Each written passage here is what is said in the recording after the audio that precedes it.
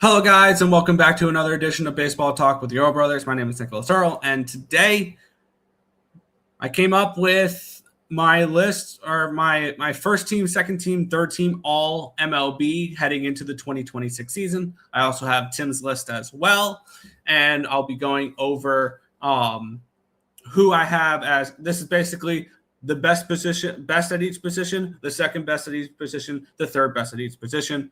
We'll have a catcher, first base, second base, shortstop, third base, two outfielders, and a center fielder, DH, 5 starters, 1 reliever for every team. And we will start with the third team, go to the second team, and finish with the first team. So let's get it started here. Third team for me. Starting off catcher's position, Toronto. We have Alejandro Kirk. Tim did differ with me on that one. He had Shea Langoliers as his second teamer and did not have Kirk as on his list at all. For first base, I have Matt Chapman. Tim did have Nicholas Kurtz. We'll be talking about Kurtz for me in a little bit. Matt Olson, just an overall still one of the better hitters in baseball, one of the better power hitters in baseball, and one of the best defensive first basemen. Had to have him on the list. Jazz Chisholm's my second baseman for the third team, and Tim agreed with that one as well. Jazz Chisholm, shortstop Gunnar Henderson, and same page there for Tim. Gunnar Henderson as well. I feel like the shortstop position was pretty straightforward and easy for me. Third baseman, there's a little bit of disagreement throughout the entire list, other than the first team for Tim and I. I had Maikel Garcia of the Kansas City Royals. Put up a 5.6 WAR last year, was really strong. Got his extension with the Royals as well. Tim has Junior Caminero. He was on my outside looking in. Caminero had 40-plus home runs at 21 years old. Granted, it was at Steinbrenner Stadium. I do think Caminero does regress a little bit this year, heading back to the Trop, where Toronto's going to be playing their home games, I think, this year. And I do think Maikel Garcia will be better in 26 than Caminero, but it'll be interesting. My corner outfielders are Kyle Tucker and Fernando Tatis Jr. of the Dodgers and the Padres. And Tim did have Tucker on his third team, but he had Acuna on his third team. I'll be talking about Acuna in a little bit when it comes to a later team for me.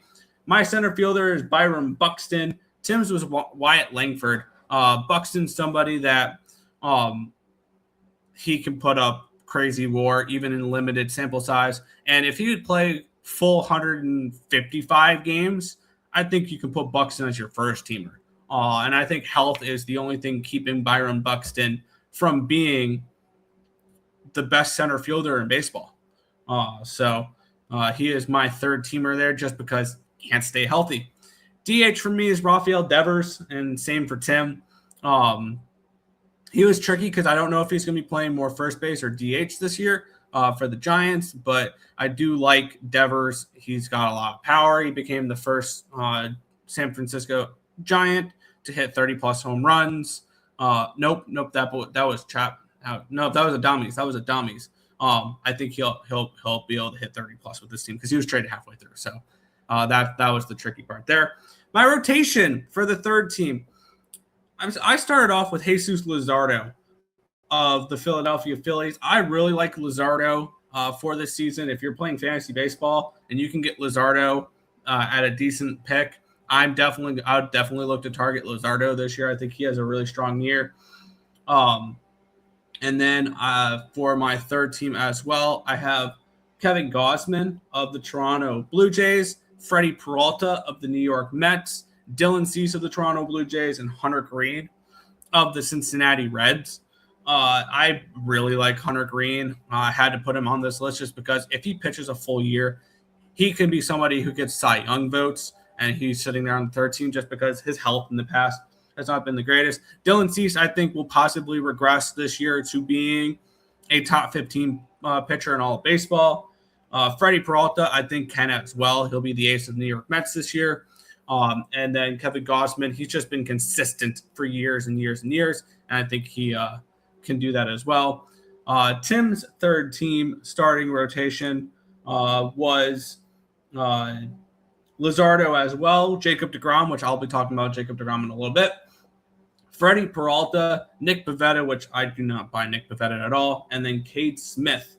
Oh, that's his reliever. Valdez is on his third team as well. Cade Smith is Tim's reliever. My reliever on my third team is Mason Miller. And I think at the end of the year, you can make the argument he could be your second teamer, your first teamer. I just thought there was a couple of relievers that I had to put above him. I think Mason Miller, talent-wise, is just unbelievable, and I look forward to watching him this year as for my third team. Let's head to the second team. And starting at catcher, I have the Fresh Prince of LA, Will Smith.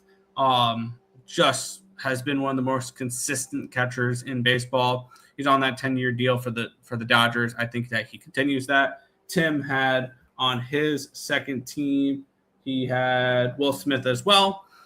We flipped our first baseman. I have Nicholas Kurtz as my first baseman from the Athletics. Put up 170 WRC plus in 117 games, I believe, in 2025. Just couldn't ignore that. He was one of the top WAR people as well when it came to first base in very limited sample size. And he is somebody who I think can take a big step up and could be in MVP contention within the next couple of years, especially playing at that ballpark. I think that he is going to be absolutely unreal. Tim had Olsen, which I had as my third teamer. I think we're aligned here on second base. Yes, Nico Horner, just someone where his floor is 4 or 5 wins.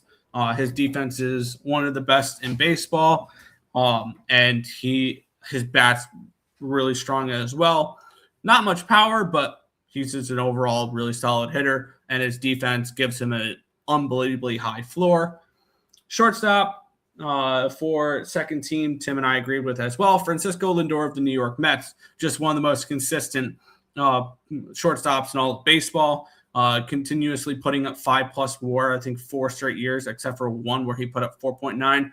He's a walking 30-30 and one of the best defensive shortstops in baseball as well. So very high on Lindor.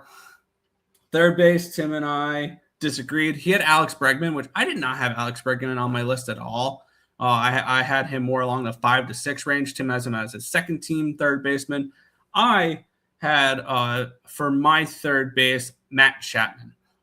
Just another guy with an unbelievably high floor because he plays platinum level defense at the hot corner. And I think that his floor could be 5-6 wins just from his defense, and his bat's really strong as well. Our outfield, where I agree with Tim on one and we flipped with the other. Corbin Carroll of the Arizona Diamondbacks, he will be starting on the IL, or he did break his hamate bone. Same with Lindor, which they should be back within, I think, 2 weeks of the season starting. And then we flipped. Ronald Acuna Jr. is on my second team. He's on Tim's third team. When Tim had Tatis on his second team, I have Tatis on my third team. So we flipped there with our second team corner outfielder. For me, Acuna, he's very similar to Buxton. If he plays a full 155 to 160 games, he could be the best in his position, one of the best in his position, compete for an MVP award. As we've seen Acuna win an MVP before. He just needs to stay on the field and be healthy, and he can absolutely do that. And for second team DH, Tim and I both agreed, Kyle Schwarber. Pretty simple there. He was second in the MVP last year behind the alien. That's the DH for the first team because Ohtani's unbelievable. So obviously, spoiler, Ohtani's on the first team DH, but you didn't need me to tell you that.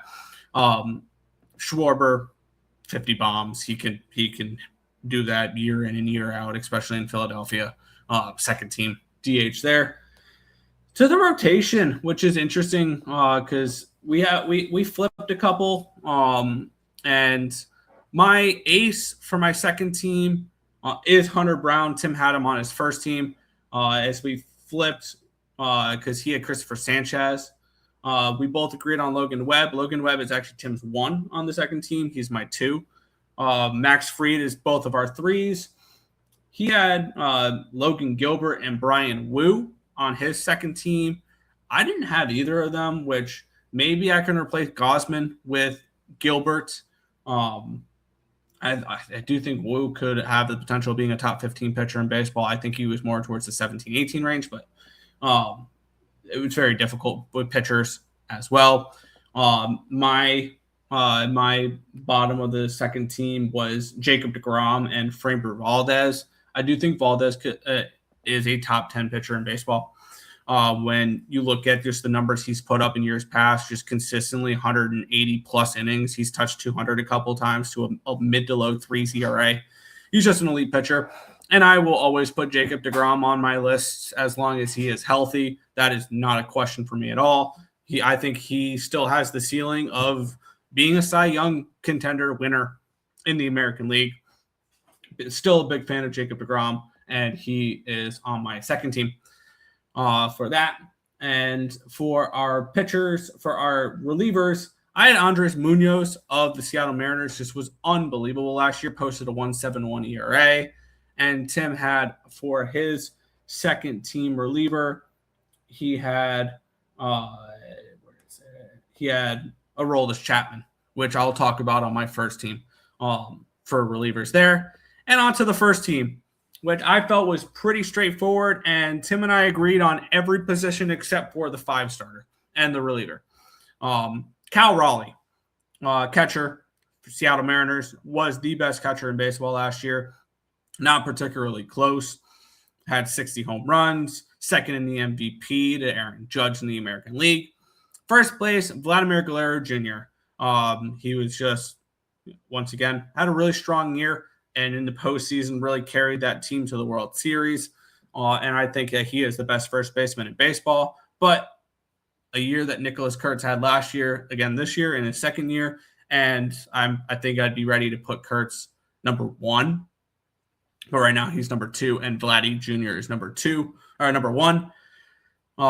Ketel Marte, Arizona Diamondbacks, pretty simple. I think that he's far and away the best second baseman. Offensively, he is by far the best second baseman and has a really strong glove as well. Bobby Witt Jr., shortstop. Once again, he feels like far and away the best shortstop in baseball. Just his floor is probably 8 WAR. And I think he's very similar to A-Rod, where it's an 8 WAR year in and year out as his floor. And Bobby Witt could be someone who competes for an MVP this year with Judge and could put up similar WAR numbers to Judge, I think, this year. There. Third baseman, it's the same guy. It's been the last few years. Jose Ramirez of the Cleveland Guardians. Just one of the best players in baseball and continues to do that year in, year out, quietly puts up 30 seasons every single year, it feels like, for the Cleveland Guardians. Got his extension this offseason with the Guardians, so he'll be spending the rest of his career in Cleveland. Outfielders, Juan Soto, I think could be the number 1 player in all of baseball in 3 years when he is 29, and when we start to see the decline from Judge and from Ohtani. He's definitely somebody who can slot in as the best player in baseball in a couple of years. He's already one of the best players in baseball. Julio Rodriguez, center fielder, one of the best. He's got well above average bat and one of the best defense in center field. A couple of guys that I would have above him, but like he plays elite level defense and can rack up WAR that way as well. Tim and I completely agreed on all these position players. Aaron Judge as well, the best hitter in baseball. Aaron Judge. And if Ohtani only hit, you can make the argument that Judge is the best player in baseball. Shohei Ohtani, the Dodgers, top DH, pretty plain and simple. He's the best player in baseball. Does it all. Rotation. Paul Skeens, Tariq Skubal. You can intermatch those. I have Skeens as the best pitcher in baseball. I believe Tim had did Tim have Skubal first, or did he had Skeens first as well? Skeens, Skubal. You can Skeens putting up numbers that we haven't seen since Doc Gooden. Big difference between Skeens and Gooden, though, is that Skeens is in love with baseball and Gooden was in love with cocaine, but that's beyond the point. Tariq Skubal, the back-to-back American League Cy Young Award winner, absolutely unbelievable. No need to really break down that. Garrett Crochet is our 3. He's, I think, pretty solidly the 3rd best pitcher in baseball, and I think can absolutely compete for a Cy Young Award this year with Tariq Skubal. Especially being another full year of starting. Yoshinobu Yamamoto is our 4, one of the best pitchers in baseball and had an unbelievable run in the playoffs last year, just completely dominated the entire playoffs. I have Christopher Sanchez as my 5. Tim has Hunter Brown as his 5. I'm cool with either. Christopher Sanchez, just a ground ball king, and was absolutely unbelievable for Philadelphia last year, 2nd in the Cy Young Award. My top reliever is Aroldis Chapman, who was the best reliever last year. Had that unbelievable run where he set down, I think, 36 batters in a row or something like that without giving up a hit. Tim's top reliever is Mason Miller, which was my 3rd. And I can see that. I can very much see an argument that Mason Miller could be your first team reliever next year at the end of the year. Gasses up, sits between 100 to 104 with some really good secondary stuff as well. But that is the 1st, 2nd, and 3rd team, all MLB teams for me and Tim. Let me know down in the comment section below who's on your 1st team, 2nd team, 3rd team. Where did we go right? Where did we go wrong? Did we have some players too high, some too low? Are we missing players? Let us know down in the comment section below. But that's going to do it for this one. I want to thank you guys as always for watching. We'll catch you in the next one. Peace out, guys.